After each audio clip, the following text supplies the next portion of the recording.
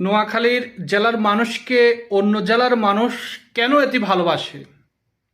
সেটার কারণ হচ্ছে নোয়াখালীর মানুষ যেখানেই থাকবে, যদি কারো বিপদ হয় সবার আগে কিন্তু নোয়াখালীর মানুষ এগিয়ে আসে। নোয়াখালীর মানুষ কারো বিপদ দেখে দেখে বসে থাকতে পারে না, ঝাঁপিয়ে পড়ে। নোয়াখালীতে যদি কোনো মেহমান আসে বাইরে থেকে, সর্বোচ্চটা, সে গরিব হতে পারে কিন্তু সে তার সর্বোচ্চটা দিয়ে তাকে আপ্যায়ন করার চেষ্টা করে। মন মানসিকতা অনেক বিশাল। যারা নোয়াখালীর মানুষের সাথে মিশছে শুধুমাত্র তারাই বলতে পারবে।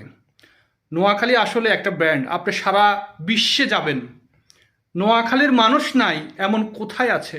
একটি নাম বলেন। যেখানে যাবেন নোয়াখালী মানুষ রাজত্ব করতেছে সব জায়গায়। শুধু নোয়াখালীর মানুষ নোয়াখালী না, সব দিক থেকে আপনার টাকা বলেন, পয়সা বলেন, বুদ্ধি বলেন, সব দিক দিয়ে নোয়াখালী সবচেয়ে এগিয়ে আছে। তো সেই জেলা কেন বিভাগ হবে না? সেটার উত্তর আপনারা দিয়ে যাবেন যারা চাচ্ছেন না আমাদের বিভাগ হোক। নোয়াখালী স্বয়ং সম্পূর্ণ একটি জেলা। বর্তমানে হাতিয়াতে যে চর উঠতেছে কয়েকটা জেলার সমান, এই খবর কি আপনাদের আছে? নোয়াখালী হবে সিঙ্গাপুর যদি এই হাতিয়া এগুলাতে যদি কাজে লাগানো যায়।